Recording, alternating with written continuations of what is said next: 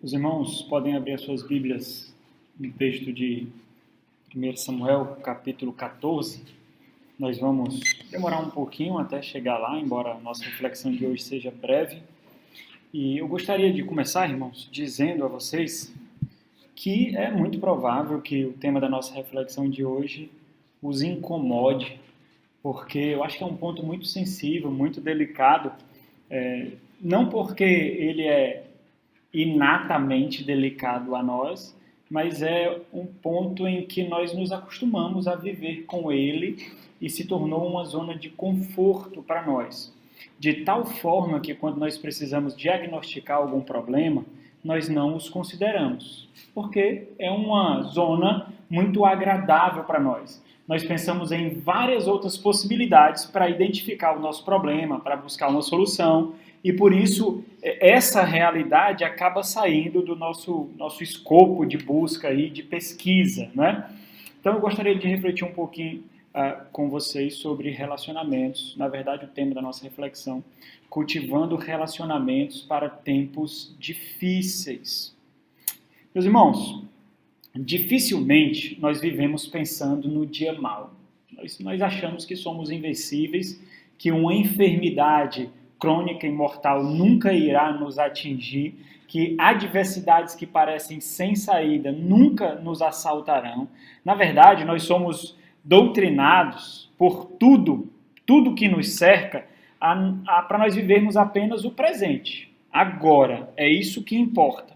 E isso faz com que nós busquemos cultivar e descansar apenas naquilo que nos causa prazer, conforto, gozo. E eu não estou falando em prazeres espirituais, gozo espiritual. Eu acho que esse nível é muito difícil de nós atingirmos, na verdade, porque na maioria das vezes os gozos e prazeres mundanos e carnais acabam sendo aquilo que move realmente os nossos passos, especialmente quando nós os embelezamos, quando colocamos roupas bonitas, quando eles parecem amorais. Não são nem morais, não imorais, mas são amorais. Nós imputamos alguma moralidade neles. Então, quando é assim, então isso realmente move os nossos passos, né? No entanto, existem alguns que fogem dessa regra e eles realmente pensam, pelo menos no aspecto inicial, eles pensam muito além do presente.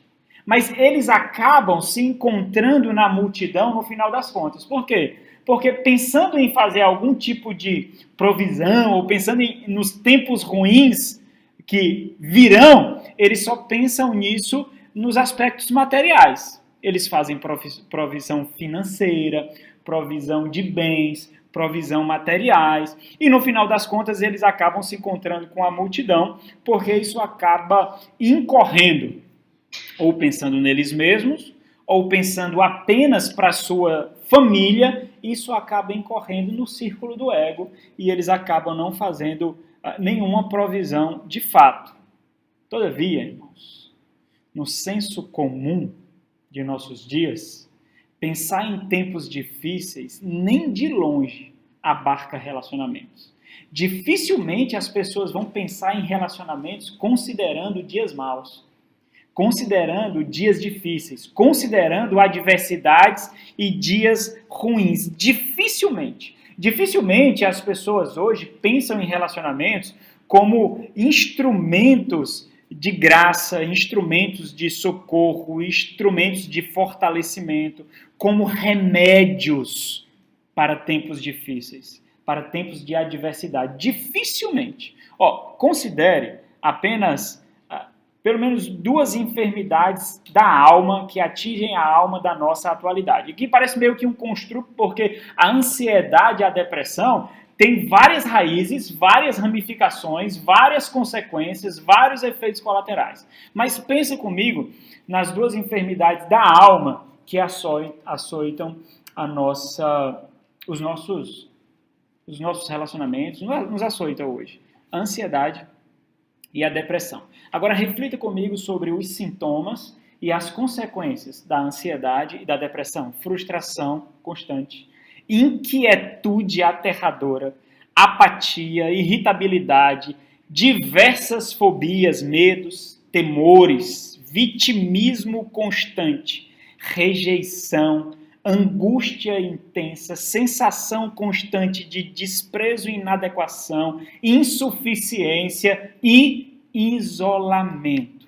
Agora, veja os degraus, e eu queria que você observasse isso, os degraus promissores que nós subimos para que nós experimentemos isso aqui que eu acabei de descrever: ativismo, consumismo, materialismo, reclusão social, isolamento, relacionamentos e satisfações restritas unicamente ao seio familiar, entretenimentos egoístas, algo que vem se alastrando grosseiramente. Qual é o seu entretenimento? Navegar nas mídias sociais, individual. Qual é o seu entretenimento? Navegar na internet, individual. Qual é o seu entretenimento? Assistir filmes, assistir séries, individual. Entretenimentos restritos ao individualismo, ou, quando grande, quando um pouquinho amplo, restrito ao seio familiar.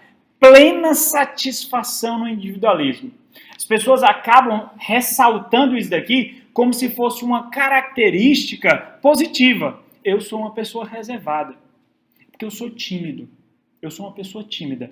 Eu não consigo interagir com outras pessoas. Eu sou uma pessoa introvertida. Tudo isso, irmãos, é pecaminoso, que eu acabei de dizer. Parece muito positivo, né? Parece algo natural. Mas isso é característica inata da queda. Foi quando o homem se escondeu de Deus para não se relacionar. Então, todas essas características, ser uma pessoa reservada, ser uma pessoa introspectiva, ser uma pessoa introvertida, ser uma pessoa tímida, são apenas nomenclaturas bonitas para nós nos escondermos na satisfação que nós temos em nós mesmos. Eu gosto de ficar só e não sinto falta de ninguém. Até que. Esse até que é o grande problema e é o ponto do nosso relacionamento, da nossa reflexão de hoje. Até que. Então, esses, irmãos, são apenas degraus que o mundo constrói e nós simplesmente subimos. Sem luta. Nós subimos nesse degraus até nós ficarmos sozinhos lá. E quando nós ficamos sozinhos, nós ficamos desprotegidos e o mundo nos abate com as suas enfermidades. Depressão, ansiedade, isolamento, frustração, sensação constante de que ninguém se preocupa com você, ninguém se importa com você, ninguém dá a mínima para você. Nós subimos os degraus. Fomos nós que subimos. Nós não lutamos para isso. Na verdade, nós fazemos isso porque é muito confortável nos preocuparmos apenas conosco. Nós simplesmente aceitamos, nós sentimos profundo prazer. E quando nós chegamos lá no topo, nós experimentamos a conquista de nossa satisfação em nós mesmos. Eu me satisfaço. Eu tenho prazer em mim mesmo. Com isso, irmãos, nós perdemos aquilo que é um instrumento de socorro. Segundo as próprias Sagradas Escrituras, Provérbios 17:17 diz assim, ó, em todo tempo ama um amigo, e na angústia se faz um irmão. Qual? O irmão aqui não é o irmão em Cristo, entendeu? Não tinha essa realidade aqui no Antigo Testamento. O irmão aqui é esse relacionamento ainda mais profundo de cumplicidade, de amizade. Não é o irmão em Cristo, tá? Porque nós somos da mesma religião. Não, não. Ele está fazendo dessa relação de aprofundamento, de amizade, cumplicidade, que é desenvolvido em tempos difíceis. Só que quando nós chegamos lá no topo, não temos. Nós não temos. É por isso que pessoas que são introvertidas, introspectivas e tímidas são absurdamente ativas na mídia social. Vocês já perceberam isso? São impressionantemente eloquentes nas mídias sociais. Dificilmente ela fala com você cara a cara, mas desenvolve grandes conversas através do WhatsApp. Grandes conversas, conversa muito pelo WhatsApp. Dificilmente ela interage com você, mas nas mídias sociais posta tanta foto da sua intimidade que é impressionante. Como não tem vergonha? Simplesmente não tem vergonha. Simplesmente se expõe nas mídias sociais. Por quê? Individualismo. Satisfação e individualismo. Existem todas as barreiras que a protegem para não desenvolver relacionamentos de fato.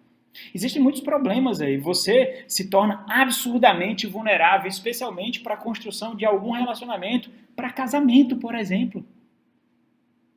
Você não suportará esperar. Quando você for assaltado pela possibilidade de um relacionamento, você vai ser completamente seduzido pelas armas que você mesmo colocou na mão da sua carne de Satanás. São as mídias sociais. Agora, sonde agora os recônditos mais profundos do seu coração. Agora, quantas pessoas, quantos estão lá no fundo do seu coração para ser o seu suporte?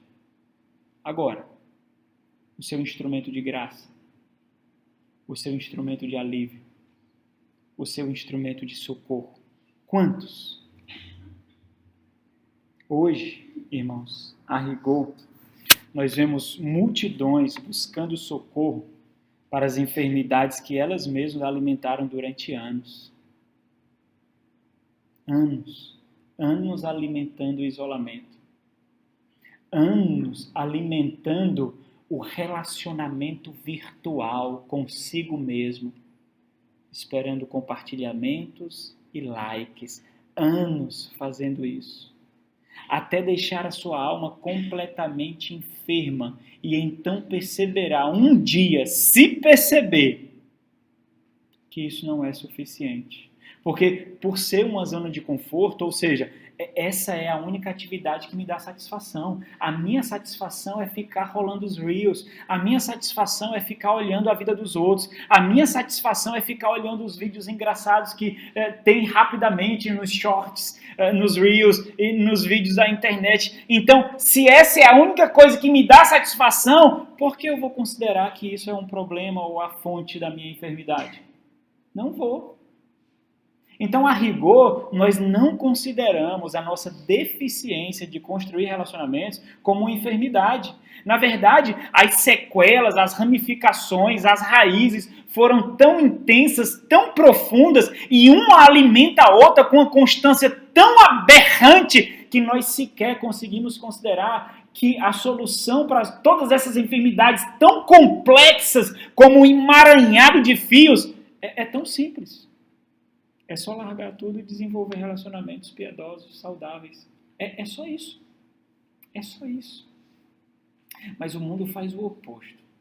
Faz você idealizar profissões, concursos, faz você idealizar bens, casas, roupas, faz você idealizar viagens, faz você idealizar uma aparência, faz você idealizar um estilo de vida que você tem que correr atrás com o consumismo, o materialismo que acaba levando ao ativismo, que acaba lhe isolando.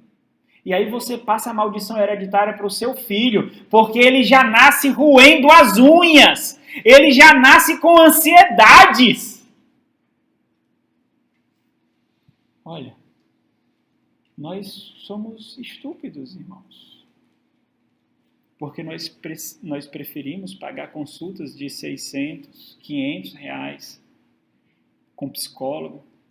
Nós preferimos pagar uma consulta para conseguir uma medicação para dormirmos com psiquiatra, do que nós realmente nos tratarmos com coisas tão fáceis, como Naamã. Vai no rio lá e mergulha. É só mergulhar. Não, mas tem outros tão bonitos, tão maravilhosos de onde eu venho. Não, vai naquele. Mergulha lá. Parece simples demais.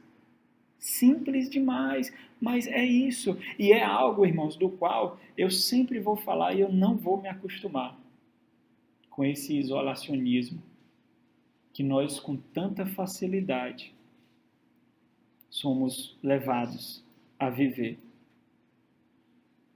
Hoje, irmãos, a rigor, nós vemos justamente pessoas buscando cura para enfermidades que só lhe causa mais enfermidade e dependência. Me dá um remédio para dormir? Eu posso pagar uma consulta e rapidamente sair com uma receita para conseguir um remédio para dormir. Entenda, irmãos. A minha intenção aqui não é expor ninguém, não. Mas que isso é errado, é. E isso nunca vai trazer solução para você. Nunca. Você vai cair num círculo vicioso, que cada vez mais vai lhe afundar. Cada vez mais. Agora, pessoas assim estão sozinhos, porque perceberam que sua família simplesmente não é suficiente. Você acha que a sua família é suficiente para você? Não. Não é. Sua família não é suficiente para você. Você precisa de relacionamentos além da sua casa. Além do seu marido, da sua esposa, dos seus pais, dos seus filhos. Mas a grande desgraça é que esses mesmos perderam a habilidade de cultivar relacionamentos. Não sabem mais. Perderam algo que era inato. Inato, irmãos. Inato. Desenvolver relacionamento. Sabe como você bota a sua criança para brincar no parque com alguém? Num instante ela faz amigos. Num instante. É impressionante. Faz amigos. Num instante. Pois é isso que você mesmo leva o seu filho a perder. Porque você se isola em casa. Você se isola. Você não fornece ambientes para os seus filhos desenvolverem relacionamentos piedosos, relacionamentos saudáveis. Quando fazem muito, é aqui a igreja, acabou, só isso. Antes do culto, depois do culto. Mas nós perdemos a habilidade natural.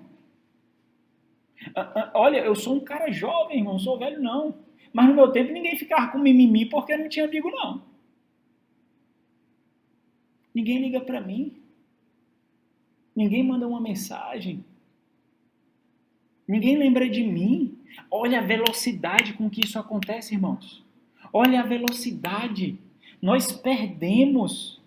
Muitos e muitos não sabem cultivar relacionamentos, irmãos.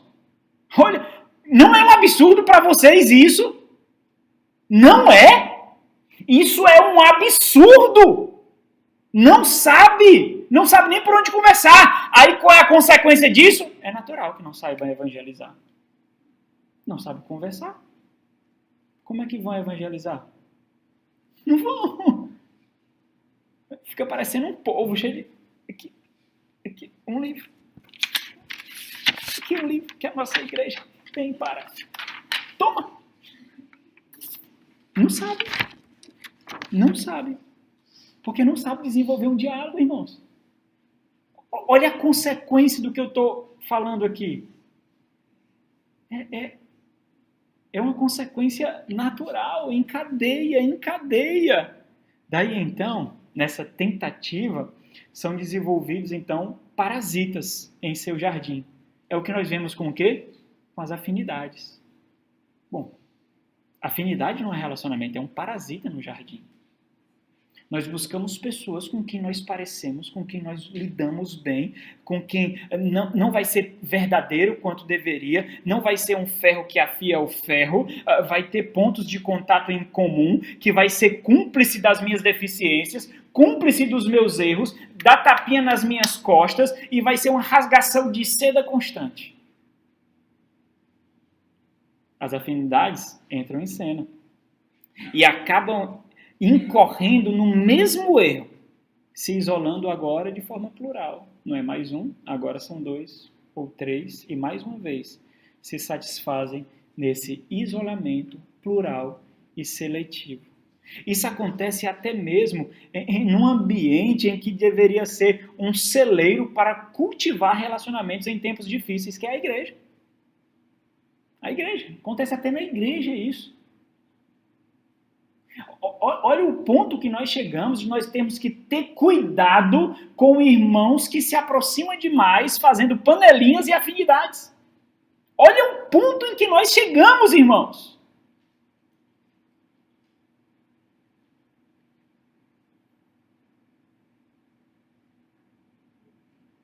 Relacionamentos que deformam a comunhão, a harmonia, a unidade.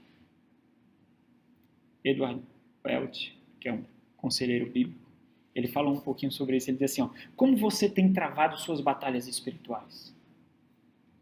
A gente pensa que batalha espiritual só trava de joelhos, só trava lendo a Bíblia, só trava indo ao culto. E quanto à multidão de intercessores que tem um amor piedoso por mim, que não vai orar simplesmente porque ouviu um pedido, mas porque sente com o meu coração. Como você tem travado suas batalhas espirituais? Como tem lidado com as tentações da vida em geral? Só permitimos acesso a esses lugares do coração em relacionamentos mais consolidados e marcados pelo amor. Aí ele continua e diz, nossos relacionamentos nos abençoam, mas também nós podemos desenvolver relacionamentos que nos amaldiçoam. Todo esse egoísmo, como fertilizante para os nossos relacionamentos, acaba nos abandonando em tempos difíceis. Nós ficaremos sozinhos. Então nós percebemos que esses relacionamentos são apenas efeitos colaterais ou reflexo de uma personalidade problemática. Uma personalidade que não atrai, que expele, de um caráter defeituoso, pecaminoso. Essas características não nutrem o bem, não cultivam a verdade, não plantam para a eternidade. Daí é natural que as pessoas nos busquem por interesse, afinidades. Interesse, parece comigo. Interesse. O meu ponto é que isso tem a ver com a sua personalidade, seu caráter, porque ele exala nas suas palavras, no seu tom de voz. Você se acostumou tanto consigo mesmo que você não está nem aí se espelhe ou não as pessoas. Porque a sua família tem que ficar com você mesmo, a família tem que lhe aturar. O laço, até mesmo espiritual, é tão grande que não dá para lhe abandonar. É por isso que esposas e esposos continuam consigo mesmo quando há pecados grosseiros. É assim. Não abandonam. Natural, né? Os laços são maiores do que o de sangue e do que emocional. São laços espirituais mesmo. Mas esses não têm a opção. Tem que lhe suportar. Mas o nosso tom de voz não atrai. Ele expele.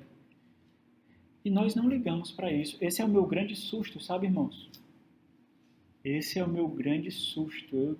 Me assusta de fato. Nós simplesmente não nos importamos com isso. Nós não oramos por isso. Não oramos. Aí é natural que você, por exemplo, caia num buraco depressivo. É natural, isso é natural. Vai acontecer. Você não consegue sequer sair mais de casa para respirar o ar livre, para fazer atividades físicas, para oxigenar o cérebro. Não faz parte mais da sua rotina. Você sequer vê algum deleite em admirar a criação de Deus, numa montanha, numa serra, em frente a uma praia. Passeando por aqui, eu fico maravilhado quando eu vou para Limoeiro, para Flores. Épocas de chuva, assim, um verde lindo, lindo. E quando vai caindo o dia, não existe pintor tão habilidoso que seja capaz de pintar uma tela dessa. Às vezes dá vontade de parar ali e só ver. Lindo. E quando vê uma casa lá no canto, aí eu sonho. Ah, meu Deus. Se eu estivesse lá. Aquele lugarzinho. Aí cantaria aquela canção. Mas nós não conseguimos. Isso parece estupidez. É isso, é. Admirar a paisagem. Parece estupidez, parece infantil. Para você ver como os remédios são tão simples. São simples. Não são complexos. Na verdade, nem precisa do seu dinheiro. Não precisa do seu dinheiro, do seu ativismo, do seu consumismo. Não precisa. Não precisa mesmo. As pessoas já vêm cansadas para a igreja. Cansadas. Zombam da presença de Deus. Zombam da pregação. Com a sua falta de vigor. Cansadas. Efeitos colaterais. Efeitos colaterais de uma vida deformada. Cultivando o relacionamento para tempos difíceis, irmãos. Essa reflexão, está aberta a Bíblia, né? Essa reflexão, irmãos, ela veio à tona, veio à minha mente nas minhas leituras, observando a vida de Jonatas. Na verdade, observando o contraste de Jonas com o seu pai, o rei Saul, e o relacionamento que ele tinha com seu escudeiro. Na verdade, nós só lembramos de Jonas quando pensamos Jonas e Davi, né? O relacionamento de Jonas com Davi. Mas é interessante esse contraste todas as vezes que a Bíblia descreve o pai dele e todas as vezes que a Bíblia descreve Jonatas. E no capítulo 14, especialmente essa relação de cumplicidade, lealdade com o seu escudeiro. A vida de Jonatas é um instrumento absurdamente pedagógico. Ele não é protagonista. Jonas não é protagonista. O pai dele aparece mais, Davi aparece bem mais, ele não é protagonista. E a gente observa que ele está sequer preocupado com isso. Ele não está preocupado com o trono, não. Ele está preocupado com o trono? Ele não está nem um pouco preocupado com o trono. Em nenhum momento, pode ler, em nenhum momento você encontrará qualquer passagem nas Sagradas Escrituras ressaltando um ponto negativo de Jonas. Não tem. Nenhuma característica negativa, depreciativa, pecaminosa. Não tem. Na verdade, o caráter ilibado de Jonatas é apontado a todo instante por meio das suas atitudes, por meio dos contrastes que são feitos com ele e o pai e dos relacionamentos que ele desenvolvia, seja com o seu escudeiro, com aqueles guerreiros que estavam com ele, seja com o próprio Davi. Primeiro, com o seu pai. Constantemente é destacado nas Sagradas Escrituras a inconstância. É interessante isso, porque às vezes a gente exalta a nossa beleza, né? Eu, especialmente, né? Acaba bonito. Mas as pessoas lutam para ter uma beleza, para ter uma vestimenta maravilhosa, publica nas mídias sociais, para ter o shape perfeito, luta para isso. E isso simplesmente não é louvável, não dura. Porque quando Saul foi levantado rei, qual é a descrição que é feita dele? Porte alto, maior entre os seus, belo, formoso. Só que as desgraças inconstantes da sua personalidade acabou deformando toda a sua aparência e a sua descrição biográfica. Olha, ele é bonito, mas não tem caráter. Olha, ela é bonita, mas é falsa. Olha, ela é bonita, mas não tem personalidade. Olha, ela é bonita, mas é super crítica, não dá para desenvolver relacionamento com ela. Primeiro com seu pai, né? A constante relato de inconstância, rebeldia, obstinação, mentiras. O próprio relacionamento de Jonatas com Davi destaca-se justamente porque, tendo Saul essas características, Jonatas não ficou do lado de Saul, não, do seu pai. Ele ficou do lado de Davi, aquele que era íntegro, aquele que era o homem segundo o coração de Deus, escolhido por Deus, aquele que agradava a Deus. Então observe que todos os demais relacionamentos de Jonatas são destacados com lealdade, justiça, caráter. É como se a personalidade, lembra lá do que eu falei, personalidade e caráter. É como se a personalidade e caráter fosse um imã para atrair coisas boas e repelir coisas ruins, até mesmo seu pai. Repelir. Não há desrespeito. Não há desrespeito. E isso é importante para a nossa reflexão, porque hoje o número de pessoas, irmãos, que simplesmente não conseguem desenvolver relacionamentos é surpreendente, especialmente relacionamentos piedosos. Ó, capítulo 14. Israel, versículo 1. Israel está acuado. O povo teme. Muitos estão escondidos. Então, versículo 1 nós lemos. Sucedeu que um dia disse Jonatas, filho de Saul, ao seu jovem escudeiro: Vem, passemos à guarnição dos filisteus que está do outro lado. Porém, não fez saber o seu pai. Isso é interessante. Por quê? Porque talvez Jonatas fosse privado das consequências de sair escondido do seu pai, do rei. De não sair comandado pelo rei. Agora, o escudeiro dificilmente sairia ileso disso. Ele sabe que não poderia contrariar o rei, principalmente um rei como Saul. Mas a sua relação de lealdade está ligada a Jonatas. E em nenhum momento, nenhum instante, nós observamos qualquer tentativa de dissuasão da parte do escudeiro para com Jonatas. Tem certeza, Jonas? Olha, o teu pai, é melhor fazer saber teu pai. Jonas, teu pai não está em bom estado, ele está louco para pegar Davi. Olha, presta atenção. Nenhum instante. Na verdade, nós observamos o oposto. E os versículos principais são o 6 e o 7. Olha que interessante. Disse, pois, Jonas, isso tudo que eu falei do caráter de Jonas é importante para a gente ler o versículo 7. Porque é aqui que faz toda a diferença de cumplicidade piedosa e cumplicidade pecaminosa. Porque cumplicidade é um termo que parece negativo, né? Embora eu tenha falado muito aqui sobre cumplicidade no aspecto positivo, falo muito, mas cumplicidade, no final das contas, parece um termo, sei lá, jurídico, legal, para falar de um cúmplice de crime, né? Mas é o contexto que muda tudo. Aqui, disse, pois, Jonas ao seu escudeiro: Vem, passamos a guarnição desses incircuncisos, é um termo característico para mostrar que ele quer justamente contra aqueles que não têm o sinal da aliança de Deus, com Deus. Porventura o Senhor não nos ajudará nisto, porque para o Senhor nenhum impedimento há de livrar com muitos ou com poucos. Então o seu escudeiro lhe disse: Faze tudo segundo inclinar o teu coração. Eis-me aqui contigo, a tua disposição será a minha. Observa, ele bastava ir. Ele não precisava dizer essas palavras.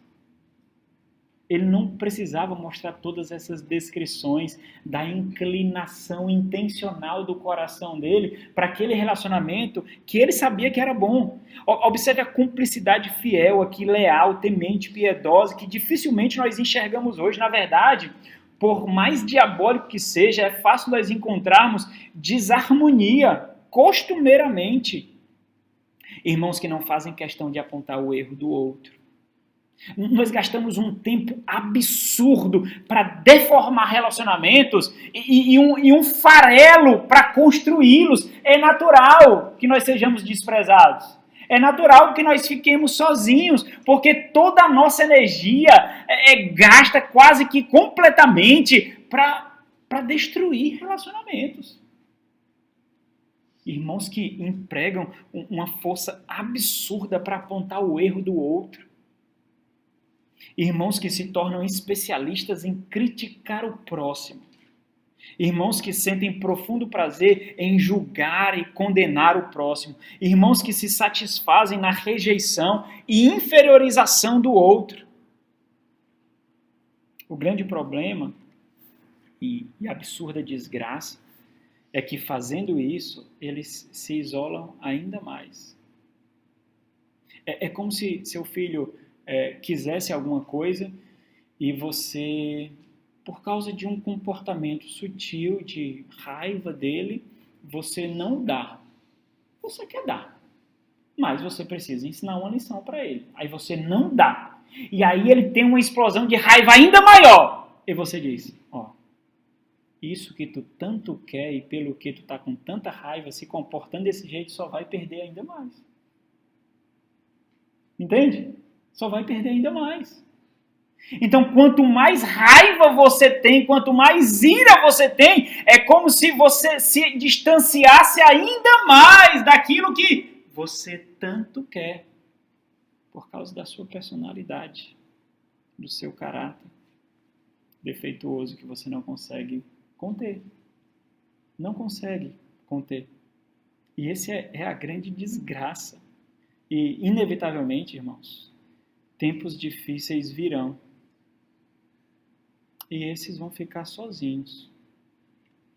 E é interessante, porque quando isso acontece, eles pedem ajuda aos pastores.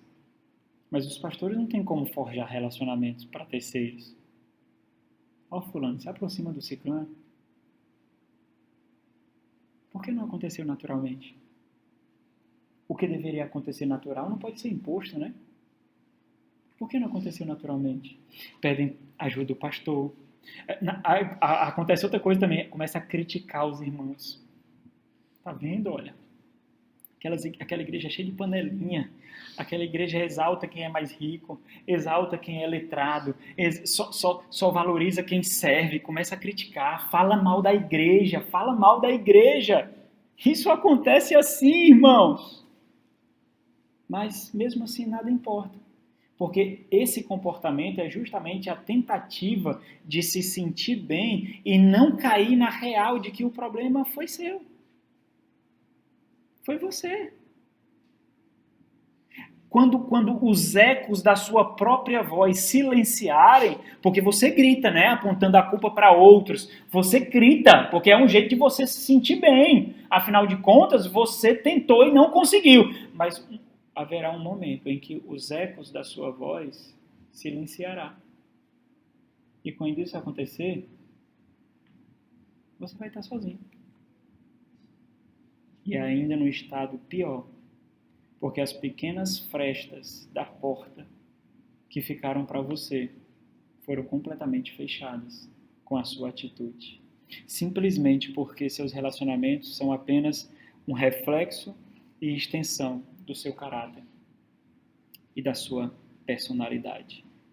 Uma vez uma jovem veio me aconselhar, eu já falei aqui algumas vezes, se aconselhar comigo, porque eu queria contrair um relacionamento, falei isso até numa pregação, com um cara que era um adúltero, né? E aí eu mostrei para ela um padrão que ela não tinha observado ainda, ou então não quis ver. Não era a primeira vez que ela vinha com esse interesse de aconselhamento, e já havia pelo menos 3 vezes que apenas homens divorciados iam atrás de ter relacionamento com ela. E eu sempre, você já parou para prestar atenção em um padrão que tem se formado ao seu redor? Ela era uma menina que ostentava muito corpo, né? Tinha um corpo bem definido e ostentava demais o corpo nas vestimentas, nas mídias sociais e por diante. E aí, eu disse, você já percebeu que somente homens divorciados lhe procuram? Você não acha isso estranho? Bom, ela se ofendeu profundamente mesmo. E isso acabou incorrendo com a saída dela da igreja, porque ela simplesmente não aceitou que existia um padrão problemático nela. É interessante como o autor do primeiro livro de Samuel gasta tanto tempo para mostrar em que resulta essa relação de confiança, de lealdade entre Jonatas e o seu jovem escudeiro. Olha o versículo 12 e 14. Olha o triunfo. Os homens da guarnição responderam a Jonatas, porque ele impôs um sinal, né, para Deus. Se os homens disserem, vem, sube e tal, então será um sinal de Deus. Então os homens aqui são os filisteus lá. E o seu escudeiro, e disseram, subi a nós, e nós vos daremos uma lição. Então esse era o sinal de que eles deveriam subir e atacar, porque Deus havia lhes entregado em suas mãos. Disse Jonatas ao escudeiro, sobe atrás de mim, porque o Senhor os entregou nas mãos de Israel. Então trepou Jonatas de gatinhas, né, engatinhando, e o seu escudeiro atrás atrás. Os filisteus caíram diante de Jonas e o seu escudeiro os matava atrás dele. Sucedeu essa primeira derrota em que Jonas e o seu escudeiro mataram perto de 20 homens em cerca de meia geira de terra, num pedaço pequeno de terra. Esse é resultado de relacionamentos confiáveis, fiéis. Essa nomenclatura de guerra é utilizada para meios empresariais, para relacionamentos, para construção de aplicações. Escudeiro, aquele em quem eu confio a minha vida, aquele que protegerá o lado que eu não consigo proteger, meu escudeiro. Observe esses frutos de lealdade. Agora, quanto tempo, irmãos, nós precisamos para cultivar relacionamentos assim? Toda uma vida. Porque relacionamentos são cultivados e forjados com a nossa personalidade, com o nosso caráter, com a personalidade piedosa, com o caráter piedoso. Se para você qualquer relacionamento serve, você está em grandes apuros. Por você ser um cristão, você tem que expelir qualquer tipo de relacionamento que não lhe conduza a Cristo. Qualquer relacionamento em que você vê e você não pensa assim, esse relacionamento me deixará mais parecido com Cristo. Se você não enxergar isso, esse não é um relacionamento digno de uma nova criatura. Aquela pessoa não merece um amigo piedoso, uma amiga fiel, porque é isso que você é, ou deveria ser. Para alguém ter um relacionamento com você, deveria desfrutar de integridade. Podia duvidar de qualquer outro, mas você que é crente, integridade. Você não dá isso a qualquer um. Num tempo de escassez, de integridade, de confiança, de palavra. Não, eu falei. Não, porque eu pensei, não, eu não falei? Eu falei. Não, mas você vai perder porque as coisas mudaram. Não importa. Eu falei. A minha palavra vale a pena eu perder. Pronto. Não tem problema. Que o Senhor nos dê graça, irmãos. Cultivando relacionamentos para tempos difíceis. Nosso Senhor, Deus de misericórdia, infinita bondade. Nós temos sido açoitados por esse mundo, ó Deus. Oh, meu Pai, como temos sido. Nós temos sucumbido ao isolamento, ao ativismo, ao individualismo. Isso tem nos deixado cada vez mais à deriva, desprotegidos. Nos tornamos presas fáceis para esse mundo, para Satanás, para as dificuldades que sobrevêm nessa vida, ó Deus. E ainda assim, sequer percebemos. Nos contentamos com as migalhas que o mundo mesmo joga sobre nós. Satisfação em redes sociais, filmes, séries, no escuro de um quarto completamente preso do mundo, julgando que nós estamos seguros, protegidos no nosso lar. E, na verdade, somos feitos prisioneiros da nossa própria carne, da nossa própria miséria. E um dia, ó Deus, sentaremos naquela cadeira elétrica da morte das nossas escolhas e sequer perceberemos. Ajuda-nos, ó Senhor bendito. Ajuda-nos, ó Pai bendito, para que acordemos e não sejamos levados pela maré em que nós vivemos. Em nome de Jesus.